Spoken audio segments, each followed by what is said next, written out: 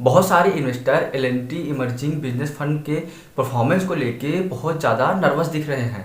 तो ऐसे में आज हम इस फंड का रिव्यू करने वाले हैं और ये देखेंगे कि इसने पिछले 3 से 5 सालों में कैसा परफॉर्म करके दिया है।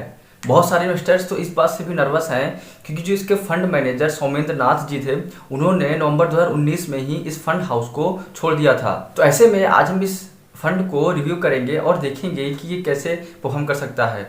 तो इस वीडियो में हम डिटेल में बात करने वाले हैं। तो स्वागत है आपका मेरे चैनल पे। मेरा नाम है रोहित और आप देख रहे हैं रोहित एंटरप्रेन्योर। इस चार्ट में आप देख रहे होंगे कि कैसे इसने अपने बेंचमार्क इंडेक्स और कैटेगरी एवरेज को पिछले 3 सालों और 5 सालों में उसके परफॉर्मेंस को बीट किया था। अगर पिछले 1 साल का परफॉर्मेंस की बात करें तो पिछले 1 साल में इसने निगेटिव रिटर्न दिया है, और अगर 5 साल की बात करें तो उसने 5 साल में 7.45% का रिटर्न दिया था, और पिछले 1 साल और 3 साल में इसने निगेटिव रिटर्न दिया है। और ये भी देखते हैं कि इसकी टॉप 10 होल्डिंग्स क्या है।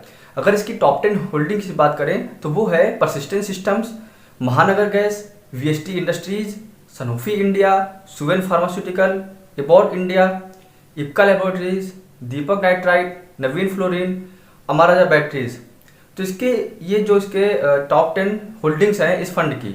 अगर स्मॉल कैप फंड की बात करें तो पिछले 5 सालों में इसने अपने कैटेगरी में आउट परफॉर्म किया है। और वहीं अगर 2015, 16, 17 और 18 की रिटर्न की बात करें तो इसने S&P BSE स्मॉल कैप के रिटर्न को भी बीट किया है।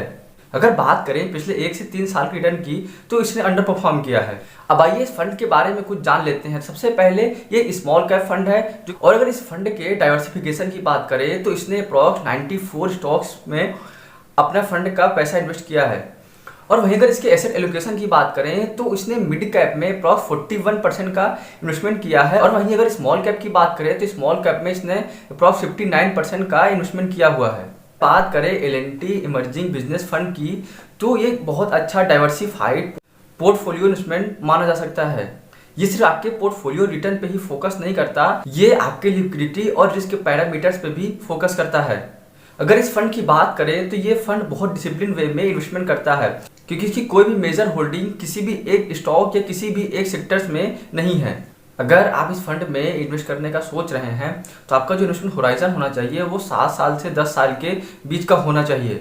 अगर बात करें स्मॉल कैप फंड के रिटर्न की तो वो एक एक्सीलेंट रिटर्न देने में माहिर होता है, लेकिन इसमें क्या है कि अगर आप रिस्क लेने के लिए तैयार हैं तो इसमें रिटर्न लेने के लिए भी तैयार रहिए, क्योंकि स्मॉल कैप फंड में रिस्क तो होता है लेकिन यहाँ पर आपका जो रिटर्न होता है वो भी बहुत ज़्यादा होता है। अगर आप भी इस फंड में ऑलरेडी इन्वेस्टेड हैं और अगर आपका भी रिटर्न निगेटिव में आ रहा है तो आप परेशान मत होइए। शॉर्ट टर्म में हो सकता है कि आपका रिटर्न निगेटिव हो, लेकिन लॉन्ग टर्म में आपका जो रिटर्न मिलेगा वो बहुत अच्छा मिल जाएगा।